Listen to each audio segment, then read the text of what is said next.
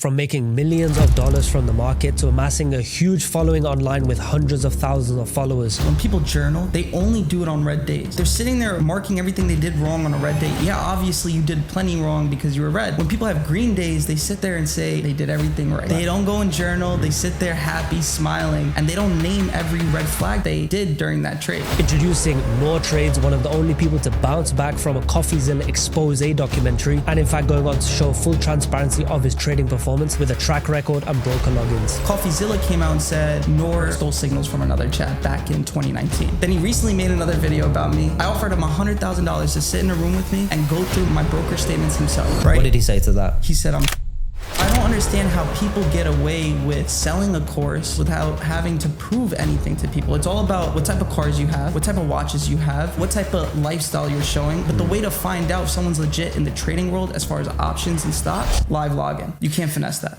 You mentioned you would encourage beginner traders to be more aggressive in the exits. A lot of people justify the exits, but it's coming from a fear perspective of like, I made a bit of profit, I've been losing all week, let me just take it. How you kind of differentiating between an emotion-based exit versus this is a true sign to get out? The idea I'm speaking from is... Ladies and gents, welcome back to another episode. I'm joined by a special man. He doesn't usually do too many collabs, so we have the honor of having him on the show, all the way from New York into Dubai, and Nour Trades. Thank you for joining, bro. Well, there we go. So yeah, you have quite a long journey in the space, I want to say, and a very prominent figure in the industry. But I want to jump right in before we get into your life story and the crazy stories that you've been telling me off camera. I want to jump right into just technicals, because a lot of people are here to just learn from someone that's been in the industry for a long time, made a lot of financial success, and all of that started, I know you have a lot of businesses and so forth, but it all started with the markets. So I want to get into a bit of your journey and beliefs within trading, specifically how you view the markets and strategies, let's say.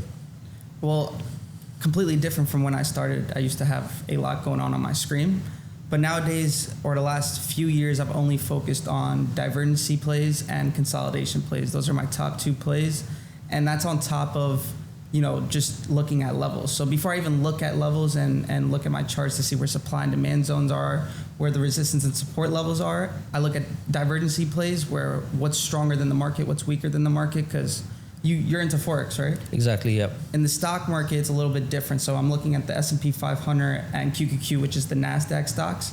And basically how I look at it is I'll look at QQQ as a whole, which is showing me what the overall NASDAQ or technology stocks are doing. And then I'll look at the individual stocks, what's stronger or weaker against that. Especially because the stocks that I play daily are the stocks that are technology stocks, such as Nvidia, Tesla, Amazon, all those types of stocks. And then after that, that's where I start looking at technicals. Okay, this is stronger than the market. Where can I enter? Where can I exit? And that's how I trade now. So with the divergences, you're looking at correlated things, and then you're seeing, if they're matching or not matching. Once you have kind of a direction, I imagine that's kind of to overall know where the market should go, correct, maybe mid or long term. How do you take direction to then entry? How do you go ahead and execute on that direction? So after I find that divergency, for example, let's say Friday, which was 2 days ago, the play that I took was SMCI. On my watch list, for example, the 20 stocks that I'm looking at, or the stocks that I usually have in rotation, it's up the most. It's up 6.5%. Mm-hmm. The next one in line is, say, that was like 3.7%. So it's showing complete strength compared to all the other stocks that I watch. Okay, right there, that's showing me one positive sign. Next, what do I have to do? I have to find any, resistances and support that I can finally find an entry. I'm not just going to take a new high or a new low, things like that. I don't do anymore. I used to do when I became a trader, but I find support and resistances on the bigger time frames. So I start from either the 1 year or 4 hour. A lot of people say they start at the 4 hour, but sometimes when the market drops a lot, you have to go back to the older, time frames. We have a lot of big pullbacks in the stock market. I'm not sure how it is in the Forex. But you said you look at the 1 year, 1 year time frame. Exactly. Oh, so that's really high time. And what are you taking from that time frame, or the highest of time frames? I want to get the bigger picture. So I always start with the bigger picture and then work myself down. Okay. Which I'm not sure if that's what everyone else does, like in the Forex. It's a mix, but just the reason I'm asking is, let's say you have a higher time frame analysis to say, okay, I'm going to go long, and that's the trend I'm seeing, or whatever reasons. Then you can have like huge zones, like a daily zone or 4 hour zone. You have massive zones you could enter. How do you go ahead from like a point of interest that is X amount to then an entry that is a little bit sharper? So let me explain it. So like let's say I start on the 1 year, right? Okay. Most of the time I won't find anything on the 1 year. So no matter what, I have to go to the smaller time frame and then the smaller time frame. But let's say I find a 1 year trend on the 1 year. You know, finally the stock is actually breaking out. It's been, you know, on a downtrend for the past 6 months, for example, and I see it on the 1 year. Great. Now I see that it's finally possibly turning bullish, but that doesn't give me an exact entry. So from the 1 year, I'll go to the 4 hour. Okay, can I find an exact entry on this chart? Maybe I can, maybe I cannot. Maybe on the 4 hour shows me a consolidation going on, you know, somewhere in, you know, an area range. But on the 1 year, it showed me a broken trend.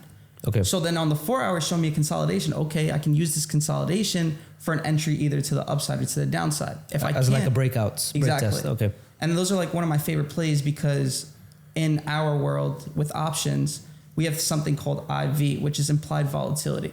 Okay. Shorter terms, it means expected move, right? So if a stock has an expected move for the week with options, $50 range, right?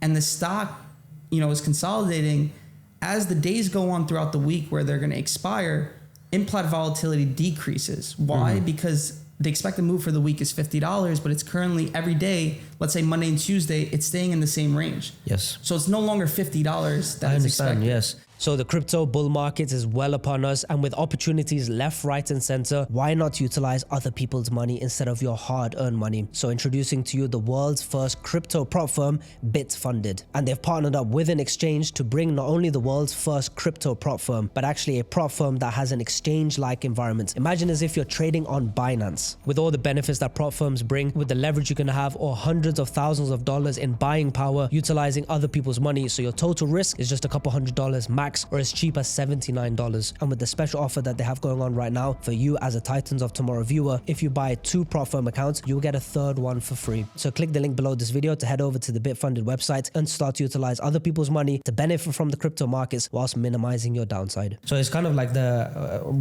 something I'm using is the average daily range. Yep. So it's like there's no sense in me having a take profit level 100 points away if the average daily range for the last 6 months is 50 points. Correct. So you're kind of taking an average weekly movement, and as the week goes on, however much of that budget has been used up, the remainder gives you a relative strength, kind of how much could it move. So, and what's good about that for us as well is when that doesn't move much Monday and Tuesday, implied volatility decreases, meaning the contract prices decrease as well. Oh, interesting. So when it finally breaks up or down, implied volatility shoots up. So instead of getting paid, for example, 20% on your investment, it won't just be a 20% move for a $3 move.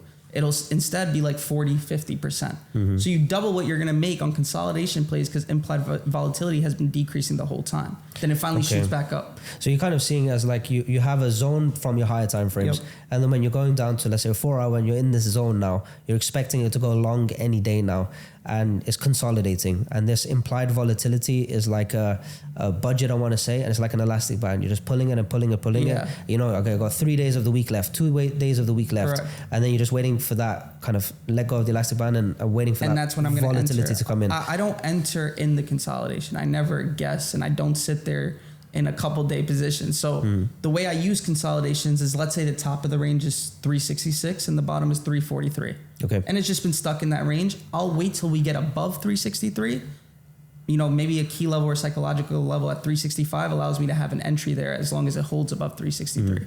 Then I'll take that trade. So I want to ask, it might be maybe an easy question, but I want to kind of get a bit of clarity on how you are defining consolidation. Okay. Because some people could just say it's like a tap to the high, a tap to the low, and that could also just be seen as lower high, lower low. So how is it like 2-3 touches? How are you defining it?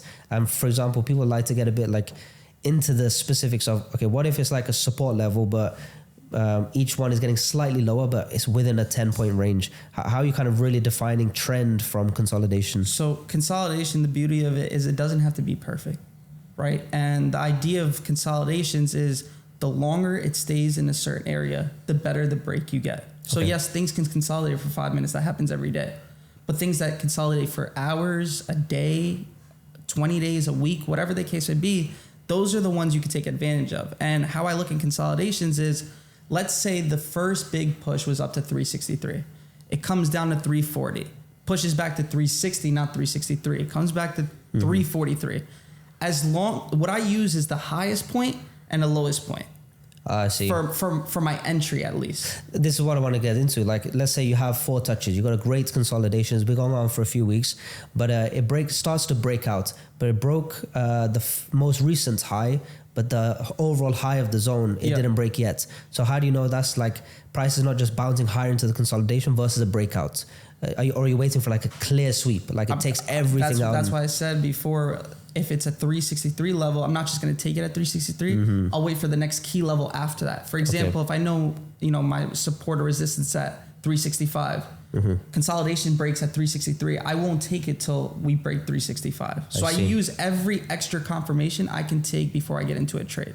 And let's say as price is doing this breakout and it's starting to hit this 365, it's now coming to your appropriate level to say, yeah, this is breaking out. Are you looking at other things as that price action is going up? For example, how quick it's going up, or maybe some sort of indicators, volume, to kind of say this is a real momentum move with that elastic band analogy versus like a fake out. Correct. So all I use is tape. I don't have anything on my charts but tape and my own algo. And when I say my own algo, it's none of that weird stuff. My algo just creates trend lines on the screen that I may not see with my eyes. Okay. So it's something, extra that I use on my screens. So what I do is I only use tape, right? Which is times in sales, level 2, volume. And then I love to look at options volume because it shows you where the bigger whales are coming in. That doesn't mean I'm following whatever contracts they're getting into. You can just see where the momentum shift is at. So for example, the average volume you get per candle is like 40,000. You finally have that breakout. I want to see 150, 200,000 per volume on each candle after that. Then I'm going to look at the contracts. Are they also entering on contracts? Because contracts are higher risk. So they're just not going to trade options just because it's having a small breakout. So you don't see the increase in options just for a normal breakout. You see it for the bigger moves that are more to come. Interesting. And I could see it also on the tape where it'll show me, okay, orders are coming in for 2,000 per share, 5,000, 10,000. And then I use those to my advantage to see that it's actually having a momentum breakout. Is there a way to kind of decide the difference between aggressive buyers versus like passive buyers, or just how sellers are interacting, and to get an overall feeling despite just the order number? 100%. So in our world, we have something called option whales. Unusual option activity, and basically we can filter it to see where the bigger orders are coming in. Sometimes you get no activity. Like most of the time you get no activity. The day where people are starting to come into this stock and come into this trade, which is like the bigger time frame trades that are going to last for a couple days, you start seeing them pick up on unusual option activity, and then also on times and sales for this stock. So in times and sales, let's say the passive buyers, like you're saying, or the passive sellers, they come in certain areas and they kind of stay in that area and just continue to buy at, a regular or the normal amount that they've been buying. And you don't see big fluctuation, 1,000 shares, 20 shares. You see them, 500, 400, 500, 400. And then when those big orders come, you'll really be able to tell because you can filter it. And mine's filtered at like 400 shares minimum. I don't want to see 1 or 2 orders. Anybody could be doing that. And then you get those big orders on times and sales. What about the difference between like the pending orders that you can see that are getting tapped and triggered versus like orders coming in, like market executions? Is there a story that you can take from that? Yep. And that's where I use level 2. So for that case where those orders have already been sitting there, either on the top side or the bottom side, there's something that we have. It's called Bookmap. Okay. Bookmap is like a heat map showing where orders are lined up for the day. So I can already tell. As like pending orders. Correct. So why would a institution or let's say big players, why would they want to put in an order knowing everyone else can see it and kind of front run them or, target a spoof or whatever versus like just coming in market execution where no one had the heads up? Is there a strategic reason they would do that? So you have to remember when these orders are pending, these aren't all-time highs or all-time lows because no orders ever took place in those areas, right? These are previous orders either set for take profit or have set for stop losses. For example, let's say COVID, right? How many people got stuck at those highs? How many people got stuck at those lows? Those orders could be pending for a year or 2 at those time frames. You get what I mean? Yes. So you never know where those pending orders are really coming from, but sometimes you have $100 million sitting at one level. And I see it regularly now on Nvidia, Tesla. The volatility and volume have been absolutely insane lately. So let's say somebody bought a while ago and his stop loss is here, let's say. Correct. When his stop loss is getting triggered, that's going to show as a sell order. but somebody else could mistake that as thinking, oh, someone's getting into the market to heavily sell here. So is there a way you could say this is a stop loss take profit level versus a actionable, like he wants to get into this trade? Yep. Is there a way you can see the difference? Yes. So on times and sales, if, for example, let's say most people trade on Thinkorswim in our world, which is part of Charles Schwab now. On times and sales, people think green is buying and red is selling. But for every buyer, you need a seller, and for every seller, you need a buyer. There's no transaction unless you have both parties there. Yes. People don't understand that. So they think, okay, a bunch of green orders, all the buyers are here. I understand. It's not what it is. What green means on Thinkorswim, on times and sales, is they're buying at the ask, meaning they're paying at the highest possible price that's available at that very given moment. Red means they're selling or buying at the lowest possible given price at that very moment. Either way, there's buying and selling at both points. But it shows me on that screen where they're selling and where they're buying. So for example, your question was, can you tell if the order was sitting there, or are they trying to hit their stop? They're trying to take their profit. If they're being aggressive for the buying side and it hasn't been sitting there, it'll be green. If it's been sitting there, it's going to be red because it's at the lowest point, for example. Between bid and ask. Exactly. Okay. So that's how I look at it when I'm looking at the downside or the upside. Very interesting. Would you therefore say that your book map, your level 2, would be more important than just straight up technicals? 100%. I honestly don't even need to look at a chart to trade. And I've hosted multiple events where people can come watch me trade live in person. Students love that. So they come, they all sit in a room. I put it on the big screen. And we did a day where I said, yo, today I'm not going to use any charts at all. And then everybody laughed, and I was like, okay, let me show you. And then I literally traded that day, not using any charts, just times and sales, level 2, and volume. That was it. Very cool. I want to get into then how you're using both, because even though you're saying you prefer one, you do end up using both. So let's say we have this consolidation. We've spoken about how you define the consolidation. You confirmed how you see the breakout of it. Now you're coming back for this test to, let's say I'm going to go long. I've seen the breakout. I want to come back to into the zone of consolidation. Within that, let's break it down from like a head and shoulder test of the neckline kind of view. When you're testing the neckline, you're looking at the top of the range. So you just want to see a bounce of that. But then you could also see a demand area, and that could just be the last higher low that made the higher high. You could have a Fibonacci level. You could have an EMA, a trend line. Like within that top of the range to consolidate, bottom of range, there's plenty of levels you could get in.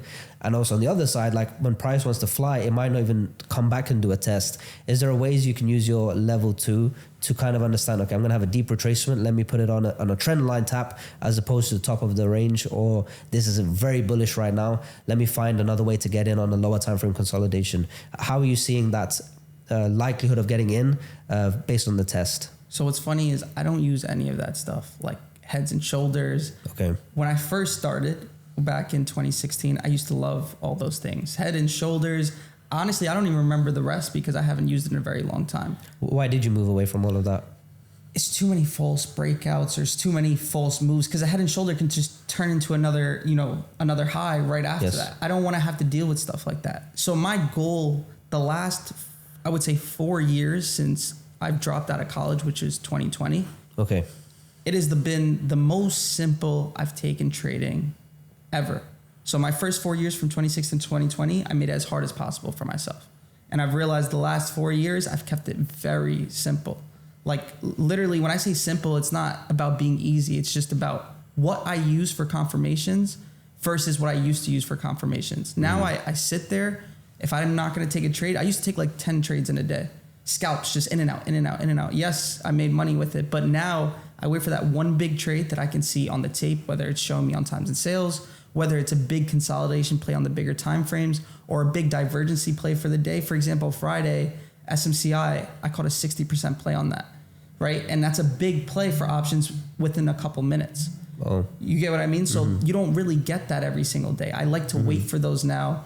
And for me to catch those without being distracted from the little things, I would call those things, is I have to focus on being patient and sitting and waiting for those divergent and consolidation plays. I don't use head and shoulders. What other patterns are there? Well, there's all the breakout ones. Again, I'm not using them, but they have the flags. You have the... Exactly. Oh, well, flags are great. Bull flags and bear flags. I use those because all it's really showing me is, just a normal pullback, healthy pullback, and then it's just coming back. But like the There's a bunch of things like the W, the M. Yes, but I want to kind of mention, and maybe this is what you've done, is people that take the patterns, they take them literally. Like this pattern is the reason the market is moving, whereas there's reasons the market's moving and it just happens to look like the pattern. Yeah. So rather than focusing on the pattern, maybe just focus on what's the meaning behind the pattern, which is the level 2 stuff you're focusing on.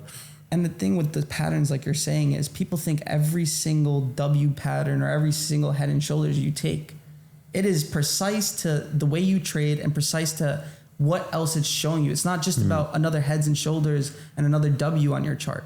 And I believe like that's the problem. Like I can't even have conversations about trading anymore with people because yo, look at this. I'm like, yo, what the hell are you looking at? Like I don't look at this type of stuff. And it's just crazy because everybody who's coming into trading are very excited to trade. So they want to catch every single thing possible that they can. And the problem with that is every form of head and shoulders they see, every W, whatever other patterns, they just want to take it. Yeah. It's very precise to the way you trade and what else you see with that pattern. That's how I look at it. So I have a slogan of the channel of both my main channel and even the journals that the expo I was giving. I had the slogan, which is a restricted trader is a profitable trader. And I think that I can use that sentence to describe what you've done, which is you had, like most people, you come into the industry, you want to learn everything. So you just buy all the courses, you see all the videos, and then you end up with all these things you can do. And then you start to trade them all. And then you realize, okay, today I traded a head and shoulder. This day I traded a flag. This day I traded a breakout. This day I traded market structure. So if you have a million ways to look at the market, there's always a reason to get in. But then, as you're saying, it's cleaning it up. Yep. Not necessarily simple because it's still requiring a lot of understanding. It's more just less cluttered. You just need to, if you have 100 things you could trade, let's focus on the best 5. And then that brings me to what I'm also doing, which is you got to find the trade of the day. The way I'm defining the trade of the day is you can ping pong all day long, sure, but are those worthwhile? Rather than save your bullet for like the best opportunity and wait for the momentum, wait for the volume to kick in. I want to use that word momentum. So when you're coming out of a zone, we were talking about the price action view of it. But then I want to also get into momentum. Like, is there a way you can see, for example, in price action, you can kind of see exhaustion through like consolidation, slow price action, whereas I would see momentum as like large bullish candles with, not really retracing. But now that because you have the level 2, are you able to see as it's breaking out, if it's going to break out or not? Let's say it's reaching the high of the range, it's starting to exhaust. So maybe you can sell back into the range, or I'm seeing it's coming quite aggressive. Maybe I get an early entry and then save the rest of my position for the test and get my full position on the test. But this is kind of a bet to say, if it doesn't come back, because I'm seeing it's very aggressive, at least I got something in. Correct. Are you doing anything like that? So yeah, that's a lot to deal with FOMO as well. We get that a lot. We see that on the chart. But what's cool about, trading stocks is things are going to be overbought. And a lot of people like to use, for example, RSI, which I used to love when I was a kid, relative strength index. Yes. Tells you when things are overbought or oversold, but you quickly come to find out RSI is pretty much always wrong, right? When stocks show it's overbought, it moves another $5, you know what I mean? So how I look at things, and when I do enter on things that I've already have momentum, and then I'll tell you how I look at momentum, is if things already have momentum and I was planning on getting into this trade before it had momentum, let's say with 100 grand, that trade I'm going to have to take with 20 or 30, go in with 20 or 30% of that position I originally had thought, because it allows me, if it pulls back to where I originally wanted for the retest, for example, I'll be able to add some size to this trade and allow it to develop on a longer time frame. So out of the dozens and dozens of prop firms that exist in the whole space, who can we really trust? Whether they use slippage, whether they use types of drawdown, unrealistic trading conditions, every single prop firm has hidden tricks. So after thorough research and speaking to a lot of traders, Alpha Capital is definitely the best prop firm in the space. So apart from their no commissions, low spread, no slippage, great reputation, never denying a payout, because you are a Titans of Tomorrow viewer, you get a special discount on every evaluation just using the link or using the code TOT for Titans of Tomorrow. That's one. Number 2 is the way I look at momentum and how I follow it when I'm trading is I look at level 2. So there's the bid and then there's the sellers, right? The ask, which is the buyers and the sellers. How I see the exhaustion that you're asking, I'm not. Do you guys have level 2? No, in Forex, no. You see, which is why I'm curious about it, because I want to understand how much of a game changer it is. Exactly. So we can see where the buyers are willing to buy at. Are they coming up to the seller's price, or are they staying in the same area where the sellers have to come either meet it in the middle or come to the buyer's price? Because if the seller has to come to the buyer's price, that's showing less interest than obviously before when the buyers were chasing the seller's price. I see. Okay. And when the sellers know they have the buyers, at a neck, or a chokehold, the sellers say, okay, you're willing to pay this price? Let me try this price. Buyers come up. Sellers see that the buyers keep coming up to that price. Let me higher my price. And that's how you see the momentum. And once you see a slowdown where sellers aren't raising their prices fast enough for the buyers to come up, where it's just chasing, that's when you start seeing exhaustion on the chart. And then things start either, staying in the same area, or instead of moving $1 per candle, they'll start moving 30 cents per candle, which is kind of your first red flag. Yes. So actually with this level 2, you could see the same identical price action, but behind it, 2 different pictures completely. Correct. Okay. And are you using this more to say, knowing when to get in and size in, or is this more as a defense play of like, I know when not to get in? Correct. How are you using it? I'm using it while I'm in a trade for one. Very, very important while I'm in a trade. Meaning to like, I know I should keep holding. Keep holding or get the hell out, you know? And when I'm in that trade, the reason I got in, for example, let's say the momentum trade, I'm looking for the momentum breakout and I get the push. I'm up, let's say 15%, but I'm looking for the full target build. A lot of people think if you go into a trade with a 1 to 2 risk or a 1 to 2 or 1 to 3 reward to risk, whatever the case may be, you have to stick to it while you're in the trade. I understand sticking to your targets and I understand sticking to your stop loss. I will agree that you should always stick to your stop losses, especially as a beginner trader. For the reward side, as a beginner trader, you need to make adjustments while you're in that trade. And that's the problem students fail to do is they want to just leave their trade going till final target. And if you're not scaling out, it doesn't make any sense because as your trade develops and as you get into that trade, things start to change, right? Whether the overall market is decreasing and your stock is not showing any more strength, or your stock isn't showing the same green flags that it was showing before. Now you have to make adjustments while you're in that trade, whether that means sell some to size down in that position or just get out the trade. And people fail to do that because they don't look at the red flags. And my goal as a trader when I'm sitting there is to look for as many red flags to tell me to get out this trade rather than green flags. I'm not sitting here and saying, okay, show me all the signs to get in. I'm sitting there showing me and asking the stock, show me every sign to get out. Yes. And that's my goal as a trader because if I look and be biased on my trade, I'm going to have to deal with either hitting my stop loss every single time or going into green and then going right into red. And I don't want to have to deal with that. So my goal is just sit there and look for every negative that I can find. And you mentioned you would encourage beginner traders to be more aggressive in the exit, like scale out early. How would you, let's say, for them to just understand what that truly means?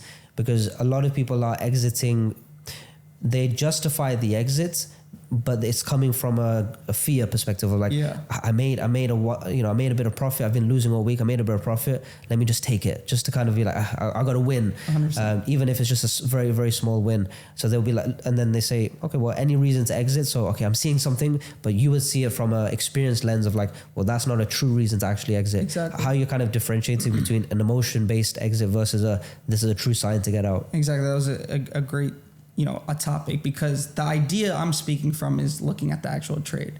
The idea you're thinking of is, okay, I've been losing the last 3 days. Let me build or let me get something back really quick. And how I look at it is a lot of people when they're trading is they're trying to basically make back their losses or they're trying to basically grab something back so they can say they won something. And my problem with that is it's how their stop losses are set versus their take profits. Because if all your stop losses, let's say, are 7%, I'm speaking from the options world, 7%, 10%, but then all your take profits are 6% to 8%. How do you expect to make up for your losses? You need a crazy win rate, yes. Exactly. So you have to have a better win rate than, or a great win rate versus, your wins versus your losses. And that's the problem. So when I see people, why are you losing? Oh, I hit my stop loss. What's your stop loss looking like? 10%. What's your take profit looking like? Well, I had to take it at 8% because I was scared. So why aren't you scared on the stop losses and take it at 6% just like how you take it on the green trades? So it has to at least be equivalent for you to make any money in the longer, time frame. You get what I mean? Yeah, there's that saying of people are hopeful when they're in drawdown, so they'll keep moving the stop loss, but they're fearful when they're in profit because they think it's going to reverse. Exactly. So it's just a complete mindset shift. So I was interested to kind of see that typical beginner trader's mindset, how you can make it almost not a science, but like a smart decision versus a emotion with a bit of cope to justify it. Yep. So let's say you are in profit and it's coming to one of your levels that you would say, okay, I might expect a rejection. This is a zone I'd look to get out on. A lot of traders, including myself, I just exit. Yeah. But I have also spoken to a lot of traders that wait for the level, wait for the rejection, or if it's blowing through, and then that kind of gives them indication of, okay, I've seen the rejection. I'm not getting as much profit because it came back a bit, but I got the confirmation. Yep. But on the other side, I know when to hold it, and those pay off for those Exactly. missed kind of things. Yep. How are you getting into those zones and monitoring rejections or worth holding on to? It's just something to add on that. One of my employees, all my employees are traders No from way. stock hours that Okay. became employees. It's Okay. just very easy to deal with people like that. Fair enough. Frankie, his name is crazy. When he started working for me or started stock hours, he was living in a trailer. Now this year, he's going to make roughly $220,000 from trading. Wow. In a matter of 4 years. This year alone, he's going to make $220,000. You would look at his trading and be like, yo, what the hell is going on? And especially from your perspective or my perspective, he gets in and out like this. Okay. So he's in and out. So for example, I get into Tesla at 349.90. He'll get in with me, but then he'll sell at 350.50. That's Okay. a 60-cent move. I'm looking to hold till 353, 354, 355. Mm-hmm. And you look at that and be like, in and out, why are you doing that? Like, you don't want to give it a shot? His idea of trading and what he's been using that works is he basically has a 1-to-1. And that's frowned upon in the trading world. You know, people look at 1-to-1, you need a 4-to-1, whatever the case may be. But his stop losses are so perfect. He's right more than he's wrong by a lot. So for example, out of 10 trades, he'll be right at least 7, right? 3 losers. Out of those 7 times, he's going to take a 10% profit and his stop losses will be 10%. So he'll lose 30%, make 70%. So if you're doing that consistently with, let's say, a 10K position size, right? 10K position size, that means you make 1K per right trade. So that's $7,000 versus $3,000 you'll lose on. He ends up with $4,000 at the end of the week. And it works for him every single week. And what's cool is everything's logged into TradeZilla. So Umar could verify every single trade. And I've verified it too because he posts in stock hours. So I have to make sure it's real. And it shows you the way you trade doesn't have to be like every other person. Just because you hear someone like me come up and say, I didn't say it, but let's say I come up here and say it has to be 3-to-1. There's people like Frankie sitting there taking 1-to-1 trades throughout the whole week. So I understand it's always a ratio of like win rate to risk reward. Correct. And the higher you have one, the lower the other, and so forth. But there's another angle that I want to take this, which is the break even. Yep. Because you can, certain traders that I've met is like, it's either take profit or stop loss, and they don't do break even because they want to give it room to play and so forth. I've also spoken to a lot of traders, and I'm more on this side, which is I want to break even as soon as possible because there's always another trade. Yep. So I can, a thought I had was to myself, a healthy system has more break-even trades than stop losses because if you hit break-even, it's absolutely fine. But then you also give yourself an opportunity to kind of get in a bit more aggressive than others would. And then you kind of play the risk-reward game on those aggressive plays. Yep. But your worst-case scenario is if you break even super aggressively, worst case is a bit of profit comes back to break even. Now, the cost of that is, well, a lot of good trades that played out, you missed because they just tapped to break even and went. But I see that as a price worth paying. How are you seeing your approach to break even, or maybe even Frankie's approach of kind of quick moves and locking in, relying on high win rates? Correct. So I agree with you. With the break evens, it's a little bit harder for us with options because there's time decay. Oh, yes. So my break even versus your break even, yours might be exactly break even. Mine might be a 3% stop loss, right? So my 3% stop loss is still amazing on a 50K position. You know, I was expected to make, let's say, 15,000 on that 50K position. On that 3%, I'm only going to lose, let's say, if anything, $1,000, $1,500, whatever the case may be. Not the exact 3% position. But just to clarify, so the way I would define all of these things is, let's say I have a 100K account, I'd risk 1%. Yep. So my stop loss is 1%. You're saying 3 and 7 and so forth. This is 3 and 7, not of your account. Of the position size. Of the position. Yes. So is there ever a scenario where, for example, when I get a position, I'm like, I'm willing to lose $1,000 in this trade, and I'm willing that to go to 0. you would never let your position go to zero. No. And if I see that in the options world, I just know that trader can't trade. Like, it's not the same. I'm not sure how it is in Forex, but if you see anybody doing that in the options world, they are either extreme degenerates, not making any money, or they have no idea what they're doing. It doesn't work like that for us. Okay. You get what I mean? Because people are trying to go for the home runs. And yes, in options, it's crazy. You can have 1,000% gain or 500%. How many trades do you need to go through to blow $1,000 positions to zero to get that 500% trade? For my futures traders, or 20% of the audience that is US based, I have finally something to bring to you, and that is Alpha Futures, a leading futures prop firm that is working with Trader 8 and Ninja Trader that are compliant with CME regulations. And with the largest end of day balance drawdown in the industry, 90% split, same day payouts, and with the most competitive prices starting at just $79 with 20% off on top, you can get started right away with the best value with a company that you've seen for years, that you know and that you can trust. So use the link in the description or code TOT to claim 20% off your futures funding accounts. Man, I always say this just to kind of touch on social media, that as an experienced trader in the space you're in the Forex side that I'm in, when I see someone posting a winning trade and they're happy and whatever, and even their followers are like, this guy's a legend, I'm kind of analyzing that trade and thinking, if that in my opinion is a crappy trade, then I know, okay, that today was a win. But if you play that out 100 times, it's more of a losing, it's a low quality trade. So you can kind of judge someone on their winners, meaning say, you should also judge yourself on winners to say like, okay, today's outcome was a win, but don't let that be a lens to kind of mask the fact that this was a bad trade. Or sometimes you take a losing trade and you kind of, I feel bad about it. But if it was a worthwhile 10 out of 10 trades, take it every time. Okay, it's part of the plan. You judge yourself on that. How do you view wins and losses, especially now that we're on the topic of like people in the industry, especially on your side in the stocks and options? So like, first of all, I say it every single day. When people journal, they sit there and they want to write down all the things they did wrong. They only do it on red days. Facts. You get what I mean? Yeah. Like, they're sitting there marking everything they did wrong on a red day. Yeah, obviously you did plenty wrong because you were red. But when you're red, it doesn't automatically say you did something wrong. It also means maybe the trade didn't do what you needed to. And that's kind of the whole point of trading.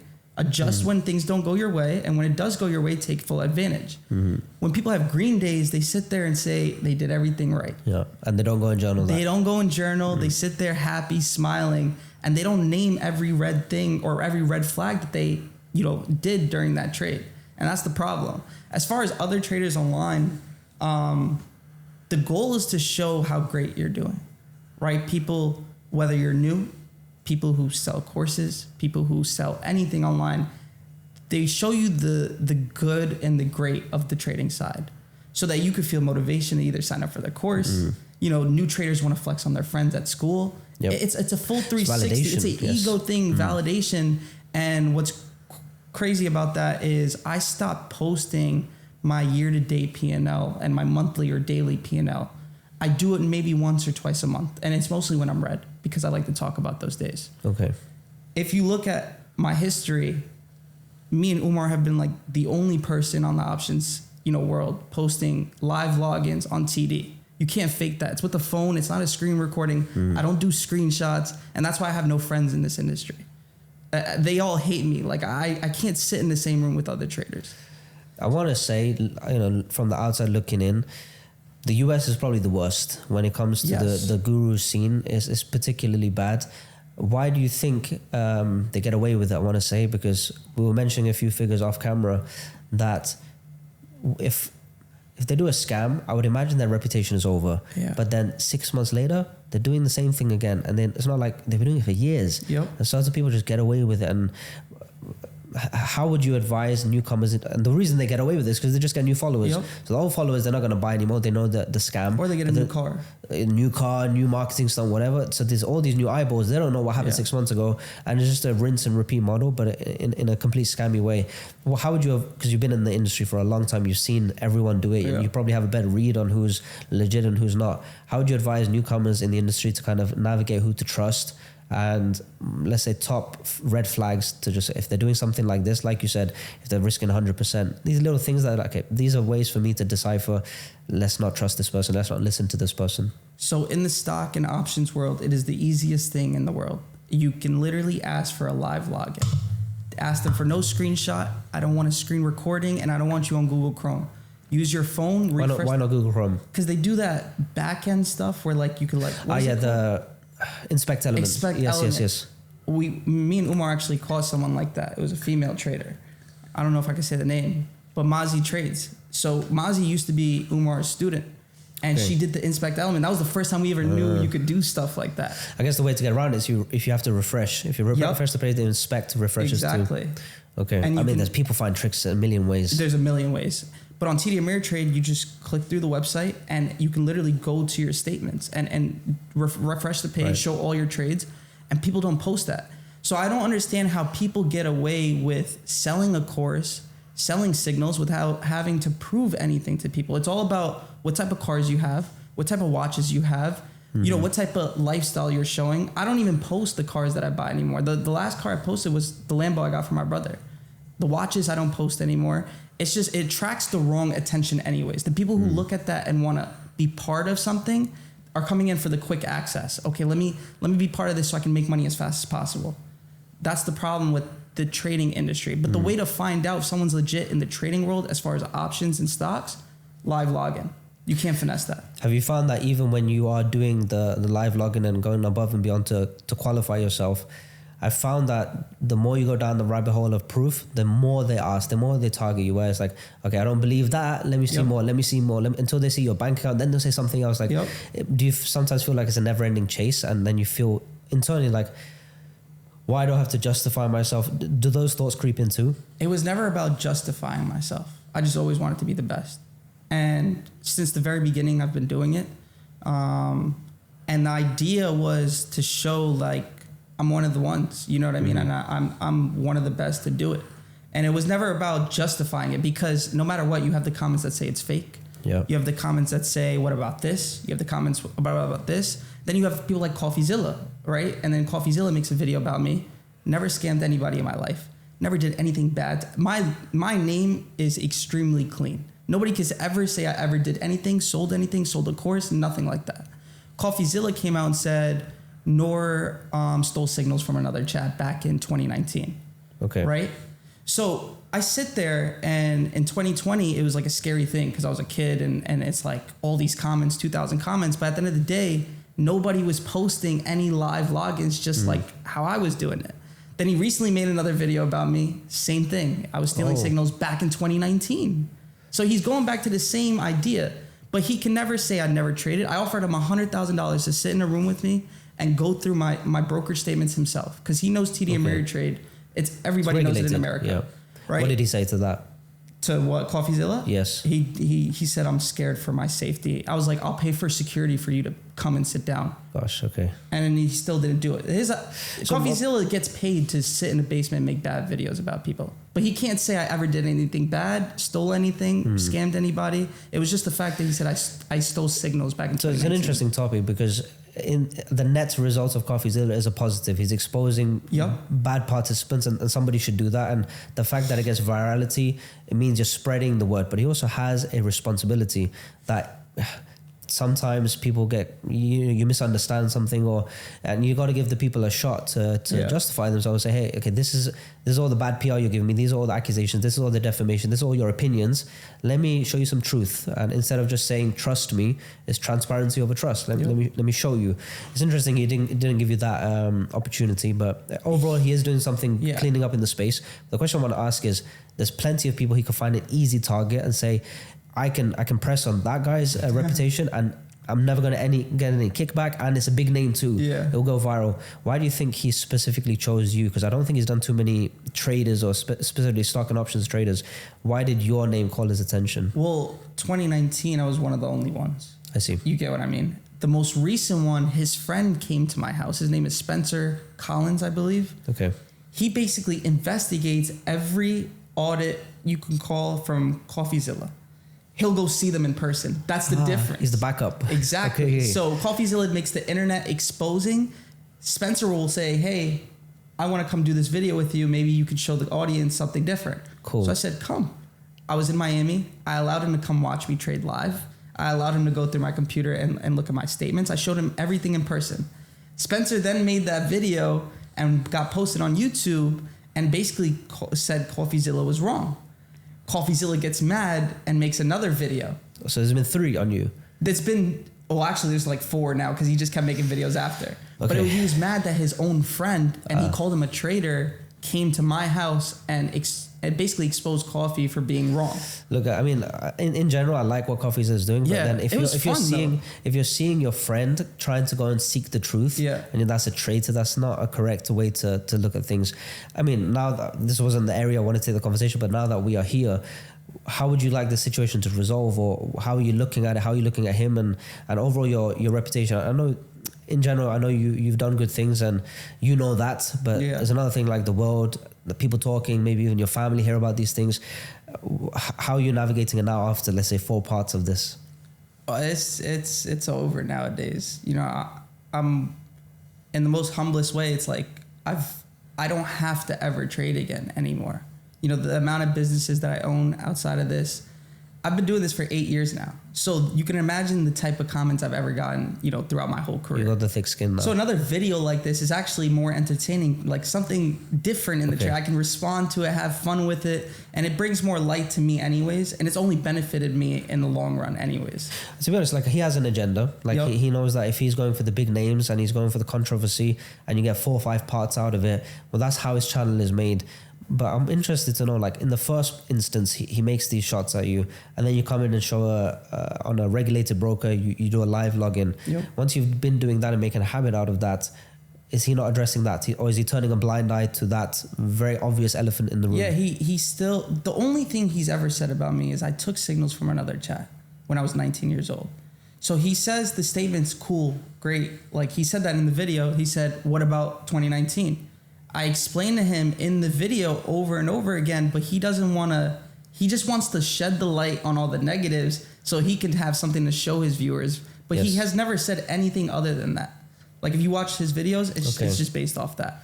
Sometimes it's just a scapegoat and people don't want to accept they're wrong. Yeah, and it's like, fun though. Like you can't be mad at it. And especially if you know yourself or if everybody knows who you are, it's just another video. Right. You mentioned that you've been in the industry for almost a decade now. You've used the markets as a vehicle to generate cash flow and then put it elsewhere. I think a lot of young traders look up to that, and that is the dream. Like I don't think young traders think I want to be trading for the rest of my life. So first question is, will you be trading for the rest of your life? And second of all, to the young traders that are seeing your life path of like using the markets for business, how have you been doing that, using your cash flow? So I always told myself, first of all, like whenever I hit 500K a month residually, I'd stop trading. Okay. And then I finally hit it.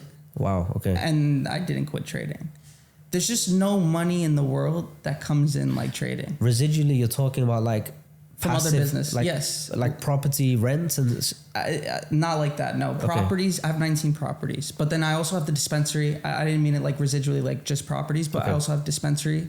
I also have the car rental business, and then I have the hospice business out in LA. And these are requiring your time, effort, attention, or you're saying passive and residual because you got teams setting up? Correct. Like it's taken care so like, of. for example, dispensary businesses, how they work is the growers take 30% of the business. Okay. So basically they sit there, they help grow the, you know, whatever, and then they help, you know, run the whole dispensary for 30% of the company. Right. Right there. Rental car business, you have people who are just taking calls, bringing the cars, all that good stuff.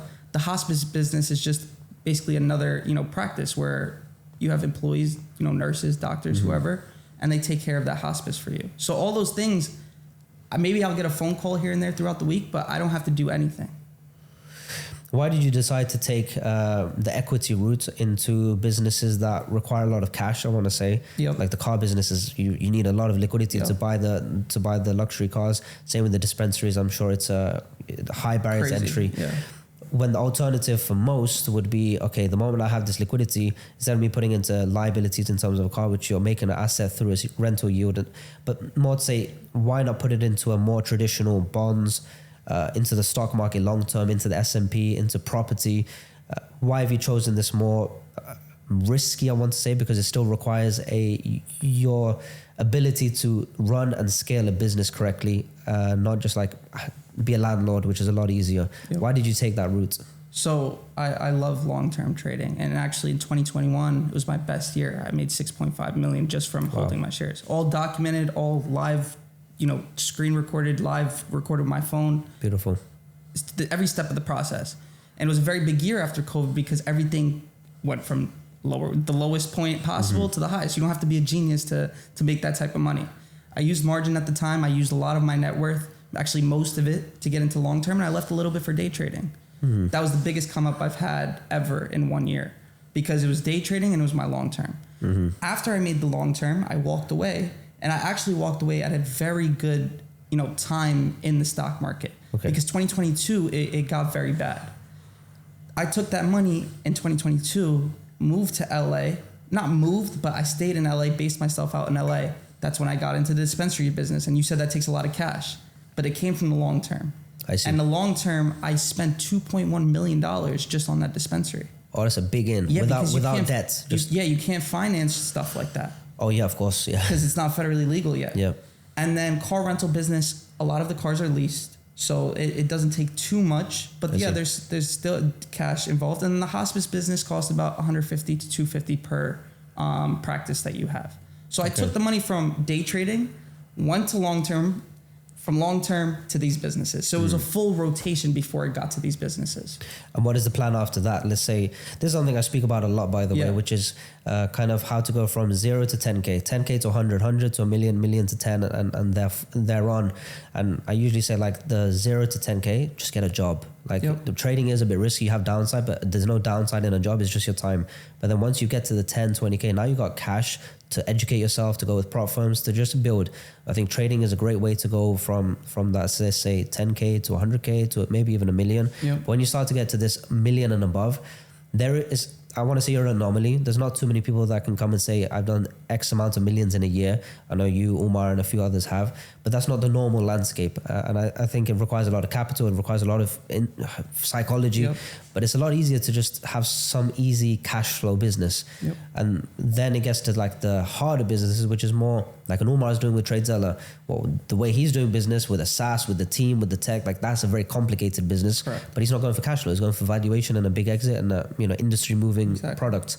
As a trader, it's very simple. You have to find an edge and then you have to have a mind so you can follow that edge. But how do you know if you're performing correctly or not? You have to know your data. And Tradezilla is going to show you everything that you need beyond the surface level win rates and performance and equity curve. It's going to show you detailed reports. It's going to be your back testing tool, strategy testing tool, playbooks, notes, and it's going to be a full journal. It makes your journaling easier, faster, and more meaningful. Whereas if you were just documenting it on an Excel spreadsheet or taking screenshots on your iPhone, you wouldn't be able to pull out the data that you need. The correlations that the AI within Tradezilla is pulling out for you. There's so much variety and utility within the software that I think it's essential for any trader. So the link somewhere below is going to take you directly to the Tradezilla website. I'm not getting paid. This is for you. If you want it, if you like it, go ahead and explore it. And probably you'll be using it for years to come. But that's not where you start. So it's very easy for a guy who's at zero to kind of say, okay, this is what Nour does, this is what Umar does, this is what Waqar does. Let me skip to chapter 10 or 20.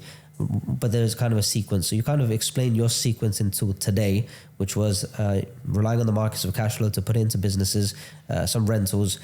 What is the next play after this to kind of, well, are you even chasing another net worth ceiling? Do you want to get to that 9 figures and beyond? Or what is that life after the markets and cash flow investments? So just a quick overview. The number that I got to today, I never thought I would get to. I always thought $1 million was very possible. And as a kid, your goal is to make $1 million. And it's just $1 million. Yeah. And to get to $1 million, it was very, I would say, easy. And it sounds crazy to say stuff like that because they say the first million is the hardest. But in my case, I dealt with maybe a different journey. And my first million was the easiest. Everything after that, though, was grind. And it sounds inverse. Mm-hmm. But I went through the craziest mental breakdowns, the craziest downside to get to the point that I'm here. And but they came bigger after the million was made. Yes, because everything becomes far more important. The downside risk that you take no longer $2,000. It's $200,000. Yes. And yes, it is proportionate to your net worth, but it's a very big struggle or fine line between dealing with it when you have nothing because you already had nothing at the beginning versus you have everything, quote unquote, a couple $1 million, and now you're starting to take bigger losses. And the biggest struggle I ever dealt with in life was back in 2020. I got investigated by the SEC. Oh, okay. I have everything on my computer. I can send you the files so you could just put it on here. What happened? They came knocking on my door, and I was 19 or 20 years old. What is it called when they knock? A subpoena. Okay. Someone dropped it off. His name, I actually forget about it, but Attorney General dropped it off. Here's your subpoena. I saw a guy taking pictures of my car outside. I'm yelling at him like, yo, get off my property. I thought it was like another fan or an old guy. I'm like, yo, what's going on? He knocks on my door, gives me the subpoena. You have to report back, basically. I get a lawyer, and this is the first time I ever have to deal with this. It's $1,200 an hour plus another $200 for paralegal. So this is $1,400 an hour.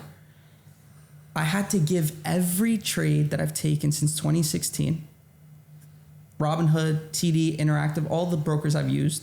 I had to send them every signal I've ever sent. But why, first of all? Another chat. Actually, I don't want to give any ideas, but we'll maybe bleep it. But another chat had told their chat to go make an anonymous tip on the SEC government website. Okay. About me for fraud.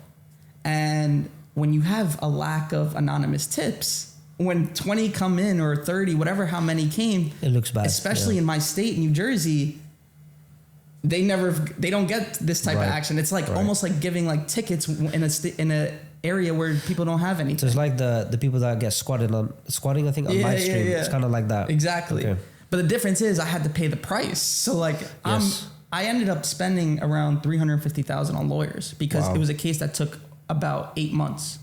And if you hadn't shown East Trade and so forth, what was your outcome? You're going to court.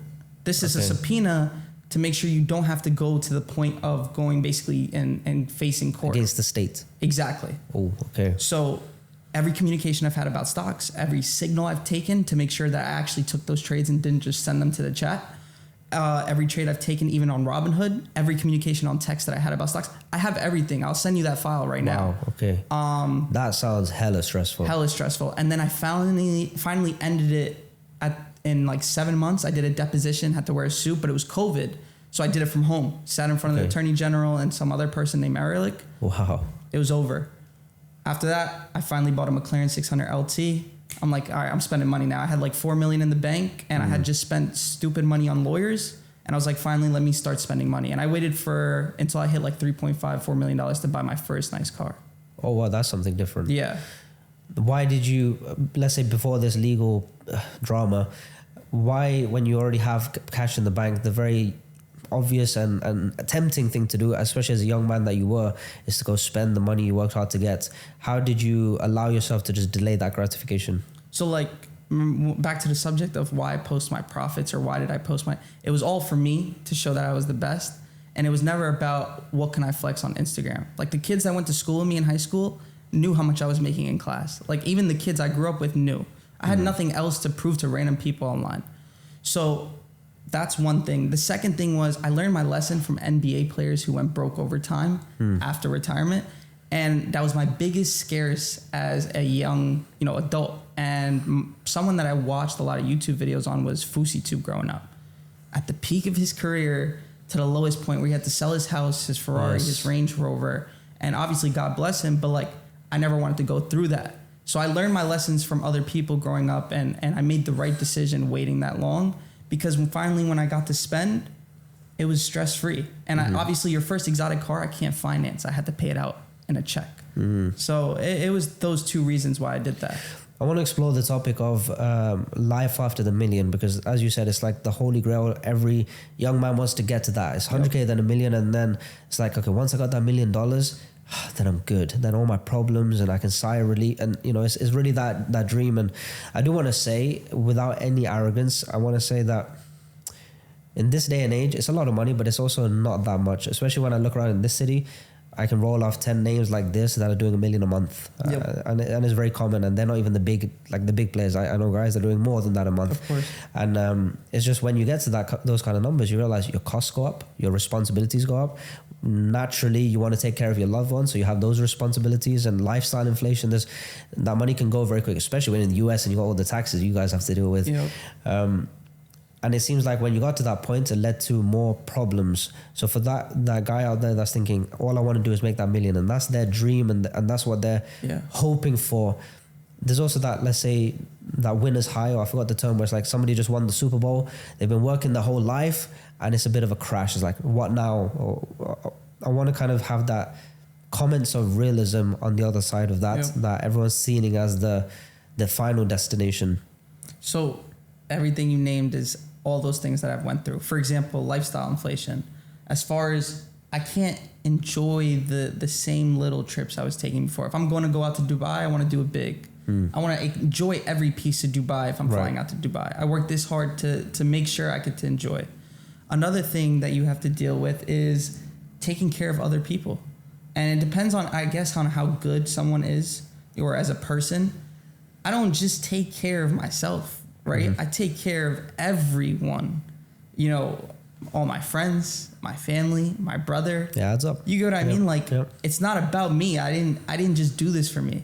And the reason I do stuff like that is it's always been a dream. Like, why do we all stress when one of us can stress and I can make some of your stresses go away? I could have bought a Bugatti years ago, right? And I decided not to do things like that so I can take care of the people around me and enjoy life's fruits with the people. Like, if you look at all my vlogs, I bring all my friends on a trip. Not one bill is split. Yeah, you know? I know exactly what you're trying to say. And this is something I've never discussed on camera. People don't speak about, let's say.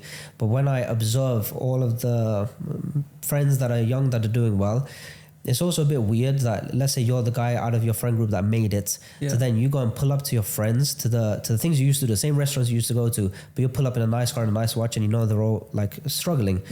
That's so weird, actually. Like you want to flex on your friends like that. So naturally, and I even just like, let's say a good friend of mine, Yerimi, who I've had on the pod, he flew out all of his boys from the UK. He's covering every bill, and they're going to the nice restaurants. The every cost is on him, but it's not from a place of like the friends are using him. It's the OG friends. Exactly. But he just feels like, I want to share the love. I want to make sure they're enjoying it, because what's he going to do? Go by himself and enjoy? And same for you. I completely understand. And for the people watching, it's like the moment you start to make a bit of money, then, well, like now my brother's here, well, fly him out and so forth. It's like, you just take care of the people around you, and what your initial goals were of like, man, I could buy that car, I could do this with that. We start to think, well, that same car, what could that do for my parents, my brother, my family, whatever. And you start to think, just long term. I don't know about you, but I always have this voice in the back of my head, even though I've been doing this for a long time, of like, what if it's all luck? What if it all goes away? And as you say, you see the Fousey tubes and a lot of people that have the highs and then shortly followed by the biggest lows, and you can call that evil eye, you can call that a lot of things. But these things do also happen, so you want to also hedge yourself against that. The people that I see that have like really got from that point to like, okay, bulletproof, is because they build moats around themselves, financial moats. And I want to get into the topic of traders who make a lot of money. The small-minded comments I want to say on the internet is typically, if you were this big time trader, if you were making all this money from trading, why would you put time and effort elsewhere? Just keep trading. Why have you put time into building a brand, building other businesses, being an educator and all these other things when you could just keep trading? I can do both. I don't think people understand, like, the people who watch or are watching this, they have to sit for countless hours at night to chart. I don't need to do those things anymore. I no longer sit at night and chart for 3 hours. It takes me 30 minutes in the morning to get ready for the day. And yes, I know people talk about it, every single day you have to treat it. Yes, but like with this type of experience and how long I've been trading for, I wake up and it's autopilot. I got to Dubai, autopilot. I'll land in New York, autopilot. I'll do it at the airport. And I do everything live. So I'll do it from the airport live in front of people, and it's just another day. So when people say, why would you not focus or strictly on trading and make it the biggest possible? Yes, you can scale trading to the biggest possible. And I've done it before. It's probably one of the most stressful days of my life. And my best month ever was 2022. I made $860,000 from day trading. Umar can confirm, fully verified on Coffeezilla. He can show you guys whatever he wants. That was my best month. I haven't beat it in 2 years. I just never played with that same size again because it brought stress in my life that I didn't need because of the other things that I had going on, right? And it's a difference between seeing someone focus on other companies and trading at the same time versus someone who's trying to trade 50 different things. So like the only way I've said this about other people is if I see someone go from Forex to futures to stocks to options, if something worked out of those 4, you would stick to them. So when I see a trader do those things and go from one thing to another, I know nothing's working. It's very big difference between that type of non-focus or that type of focus on multiple different trading versus focusing on trading in other businesses, because you have to build wealth in other places so you're not as stressed while you're trading. And that's the difference. I don't know if you're familiar with Robert Greene's book Mastery, but amongst many things he mentions in there, he says to be a master in something, the ultimate goal is to achieve subconscious competence. Because he says your brain, as humans, we can't operate with doing everything intentionally. Just like we're sitting and having this conversation, we're doing a lot of things on autopilot, like just the way I'm moving my hands, I'm breathing, and there's a lot of things that you can't deploy resources in your mind towards everything. So the brain's job is to look for efficiencies. And if it sees a pattern happen again and again, the next time you see that pattern, you won't think to do it. Your brain's covered it. It's strengthened a neural pathway, and it's just an autopilot thing. That's also where I think bad psychology becomes actually quite a problem, because if you have a bad strategy and you're forcing good psychology on it, you're going to find these mental pathways and efficiencies on a flawed belief, which can spiral. But anyway, the point being is the ultimate stage of mastery is when you can do things without relying on mental resource, aka autopilot. Do you think that is a way that a trader, because that book is mastery in general, do you think a trader should also be reaching a point where they can be on this autopilot and not have to overthink and it's just another day in the office? Or have you found that can also lead you down a path of underthinking it and kind of getting complacent and not doing the journaling and the backtesting and the analytics of everything? Is just, it was working today, but in 6 months that strategy or that edge might decay. Correct. How have you navigated that topic? So when I say autopilot, I don't mean literally just trade. I still do things like look at my trading after, because all of it is live recorded. So all I have to do is go back to my YouTube channel and watch my recordings. I do things like that, but at a very low rate compared to when I first started. Because you were learning back then. Exactly. Yes. It's a difference between first starting something versus being, 8 years into it, where now you don't need to beat the bush to get to your problem. I know exactly where to look for when I have an issue, and I can go straight to the problem and fix it from there. Right. That's what I mean when I mean autopilot. As far as you saying undervaluing it or underlooking it, that's 100%. But I don't do those things because I know how fast the market can take things from you. What is, because the way you used to work in your, let's say, first few years, there's a lot of other things going on, because you're learning about the markets, you're learning about yourself, you're learning about your psychology, you're developing an edge. Then you got to see, am I sticking to the edge, and does the edge stick over time? But once you've done all of that for a long period of time, I completely understand that you don't have to do all of the extra stuff anymore, because you're not questioning, do I have an edge? You're not questioning, how's your psychology? You reached conclusions to those questions. Correct. What are the things you still have to do now, though? Like certain things that you just can't give up no matter what level you get to. As far as specifically trading? Yes. I still have to look at my red days and see what I did wrong. Because if I don't do it, I've noticed if I get complacent or I sit there and get comfortable, the next day I might do it again. And for me, that's a very annoying thing, because for how long I've been trading, I shouldn't be doing the same types of mistakes, at least back to back. Now, throughout the same month, that's a very big possibility I might make the same mistake. But back to back days, that should be a very big red flag. Especially for me being comfortable. So those types of things, when I'm having a bad day or I see I did something wrong, I have to go back and adjust those things. But the difference is, when I first started, I used to spend 3 hours at night charting, which was crazy when I look at it, because now there's no way I'm sitting in front of that screen for 3 hours.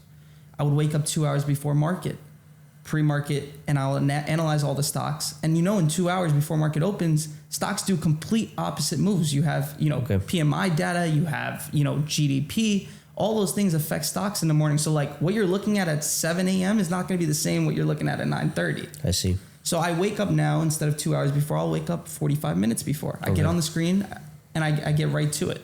So things like that, being as, how do you say it, aggressive into, dissecting the market, I'm not the same anymore because of the type of money I'm making outside of trading. 2022 was my best year and the most I've spent on trading compared to like my older years. And that obviously showed in the numbers.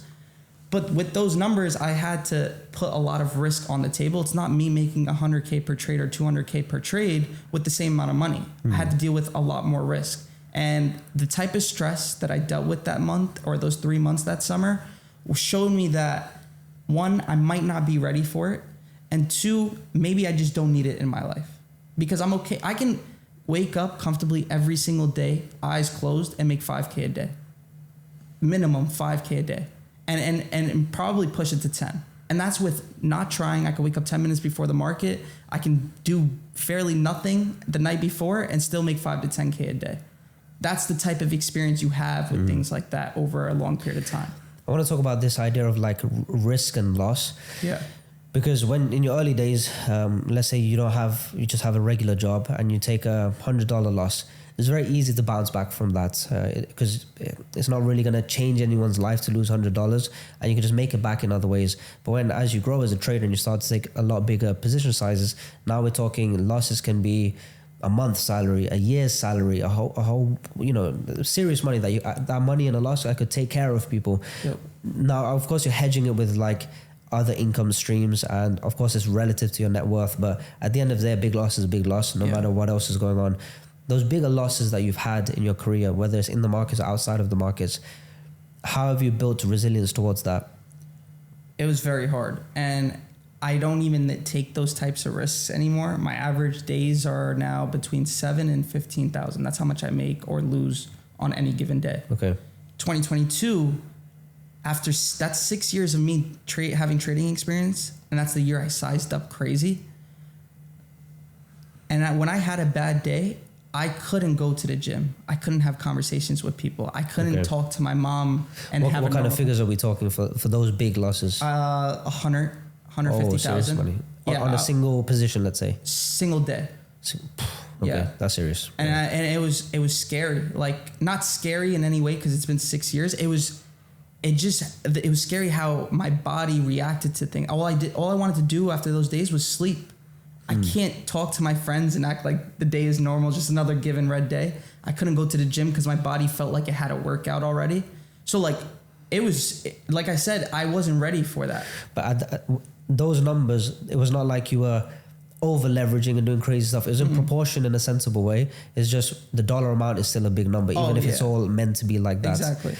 Do you think that's part of a reason you don't really see the average retail trader or even good retail traders doing like $100 million a year from trading? Like people say like, oh, but if you got the strategy, just keep doing your 1% risk and whatever, do the same thing and just scale it up. And they do that kind of calculator, which is if you're doing 5% per month, times that by 60 years, you should be a trillionaire. You know, they do all of that. Right. Why is that not really play out for traders? Well, first of all, like I can't speak for Forex, but for options and stocks, for example, options, the biggest position I ever went into was a $1.1 million trade. It's on YouTube. It was the worst trade I ever took in my life because I only made like 15%. And on that position, I could have lost 15%. It was like a 1-to-1. It was the worst shit ever that I've seen, that I've ever took. And I decided to do that 1.1 with my worst trade. Made 140,000 that day. That was a big position. The reason you can't do that with options and say go in with 30, 40 million is you're not going to get filled. You still have a liquidity issue to deal with. Right? If options have 50K in volume, you can't be all 50K. You still need the sellers to take your contracts when you sell those contracts. Yes. Now there's market makers that make up for those things and people don't know that. People think market makers are bad. But when you're trying to sell something and there's not enough buyers, market makers still need to fill in for those buyers, but not at those exact prices. The price, yes. They can move it lower, right? With shares, it is more possible. You can do $100 million position with a Tesla trade, right? And now when I do get to that 50, 70, $80 million net worth, I'm not there yet. But when I do get there, I will do shares. And it's a lot more comfortable, but it's not the same as options, right? You can get a $5 move on Tesla, but at the same time, it's still, people don't understand that liquidity is the biggest factor, right? But with shares in stocks like Tesla, Nvidia, AMD, you can get that type of liquidity. So it's very much possible. But in the options world, you're not going to get those 50% returns with $30, $40 million. It's not possible. I see. You can get 3 to 5% with shares, but it's very hard. I want to speak about, obviously we're in Dubai right now and you have an Egyptian background. This part of the world is beautiful. There's a vibrant culture. It's very safe. It's tax friendly. There's opportunity. And a lot of the benefits you may see in the US is completely here too. With the US, I've heard some stories. You've had some troubles with robberies and I guess also being recognized and all the problems that can come with it.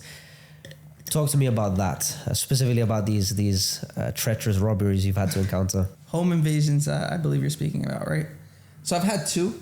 One of them being public. That was everywhere, New York Times, Complex. Everybody posted it. It's just the life in Cali and in LA is very different. And obviously being an influencer, quote unquote, you could be a rapper. You could be anyone with some sight on you and have anything nice and people are going to try to go for it. You don't have to deal with stuff like that in Dubai. You've been wearing this beautiful watch, stress-free. Yeah. Yeah, you can walk around, leave it on a counter possibly, and you might come back and it might still be there out here. Yes. I see it all the time. Like in a beach club, there'll be guys who leave a Rich Millie on the daybed. Too. Chill, do their thing, come back 30 minutes later, the watch is still there. No one's going to touch it. Yeah. I had a conversation with someone last night. They said, my brother left the door open and we came back and nothing was missing. I said, you can leave the door closed in LA and you'll still come back and something's missing. So it's the complete opposite life that you get in Dubai. So the robberies you had encountered, or you had, unfortunately, do you think that was just like life as a successful person in LA, or is it social media side of things made it also worse? They took $1 million in watches that day. It was a Richard Mille and it was a Patek. Excuse me? A gunpoint? Yeah, I woke up to 3 guns to my head. So I woke up to yelling, 3 guns to my head. I just hear yelling. And when you sleep, you wake up like confused. It might even feel like a dream. They're like, get up, get up, get up. I put my shoes on. I'm thinking it's just I'm not even thinking. They take me upstairs. Where's the cash? Where's the cash? The reason I know is because who I am is because the only people who knew who I had cash was social media. I had just won $500,000 at the Hard Rock from Waqar. Okay. So they knew I had the cash. It was in the dryer. The only thing they had access to or that they found in the house, because they didn't look in there, was my Patek and then my Richard Mille. They took those watches and they left. Gosh, and this is not the only time that's happened. No, yeah, I had a second one. Nobody knows about it because it wasn't. I didn't call the police the first time, and I didn't call the police the second time. Why not? What are they going to do for me in LA? They don't care for things like that unless someone dies. And then even when you die, it's not much they can do. Think about this. It takes 15 minutes to get to my house on a hill. One hill. By the time you call your mother, your father, your brother, the police, not only do they have to come for the police station, it takes 12 minutes for them to get up. Any car could be driving down and they won't even notice. The difference between upper class and the lower class out there's no middle class. There's no fine ground in the middle. That's their job out there. Target people who have social media existence, so it's easy to find them, or target the big, nice cribs. It's very easy to find a nice house in Beverly Hills and say, hey, let's go take something tonight. Why do you choose to, when you've reached such a financial level, obviously taxes come into mind, or tax optimizations, security of yourself, quality of life, all of these things come to mind. And when I had these kind of decisions, Dubai was my conclusion. Yeah. How are you navigating that side of life? Because there's more, obviously materialism and having nice things is, you deserve it. You worked hard, and if you want to spend on certain areas, you enjoy, of course. But when you're in a society that is like that, you don't question yourself like, why am I still here? I do. Well, the reason I moved to LA was because of those businesses I told you about. I met older friends out there who introduced me to things I never knew about. For example, the hospice business, or even the rental business, or even the dispensary. I knew nothing about stuff. Like, I don't even smoke, and I have a dispensary business. Okay. I had no idea. So that was the reason I moved there, just so I can be hands-on and understand, okay, they're not taking advantage. We're working on things and all those good stuff when you run a business for the first time. The second thing is, I don't want to give up my way of life, as in happiness that I get to spend around my friends, to go save people on taxes. I didn't get this far saving on taxes. You know what I mean? I dealt with this to get to the 8 figures that I'm at right now, right? So why am I going to do it now? Maybe I should have done it at the very beginning of my career, maybe. But I'm not going to give up, spending time with my family, seeing my friends. That's what brings joy to my life. I get to see my friends and spend those days with them and get to take them to places. We can go travel to Dubai together, right? Yeah. So I don't want to give that life up.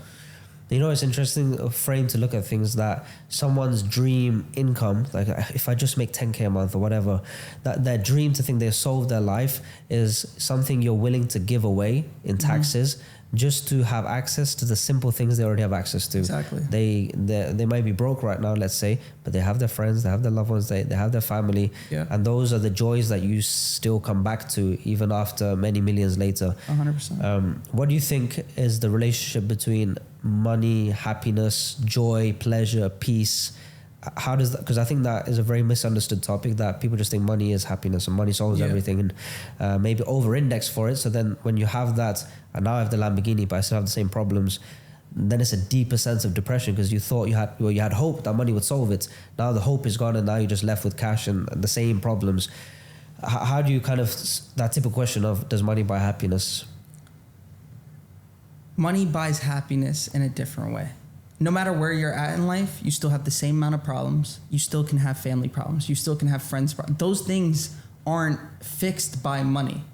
But what money does fix and allows you to be happy about is you give satisfaction to others around you, people who didn't get to experience certain things in life. Yes. I look at those things and I smile about it. I go back to my vlogs and I smile about it. Like one day, whenever my time comes to an end, I can sit there and say, people got to enjoy life with me. That brings me happiness. Okay. I get to take care of my brother. He can go to school right now in college and sit there in class and focus without having the worry or the thought of even ever having a job. He's going to become a dentist. The first thing that's going to happen when he comes out, 10 practices right there on the spot. Yeah. He will never have to work a job in his life. I can take care of my parents, buy them whatever they want. And my parents are immigrants just like yours. They don't want anything. They grew up in the most simplest, they grew up on sand. They didn't even have concrete growing up. Yeah. So their way of having happiness in life is just having kids, having their family. The simple things. Yeah. Being able to eat dinner every day. And that's what made me more religious back in 2018. That's when I actually became religious. And just realizing the simple things that make you happy aren't what everybody thinks what happiness is. It's not about the Lambo. Yeah, you get a spike of dopamine or adrenaline when you buy those types of things. It only lasts a couple days where it's like, I'm driving another BMW at this point. Driving another Lambo feels like a BMW. So that's my idea of happiness, and what money, when they say money brings happiness, that's my idea of what money does when it comes to happiness. They say desire is a contract to yourself to be unhappy today until that thing is met. So let's say my dream car is a Lambo, and I think about it every day, whatever. The fact that I don't have it right now is the feeling of like sadness, desire, whatever emotions. But the moment you get it, you get a spike of happiness. Correct. But then the desire goes away. But then you get another thing that you desire. How have you, after going through that cycle probably a bunch of times, look at this thing of desire specifically towards materialism? Because I think it's at all-time highs, desire, when you are that young 19-year-old with no money. But the moment you buy all these things, I guess desire changes. And I wonder if that has an effect on your happiness, because you're now lacking this feeling of always wanting something and this constant unhappiness because you don't have. How has that changed over the years?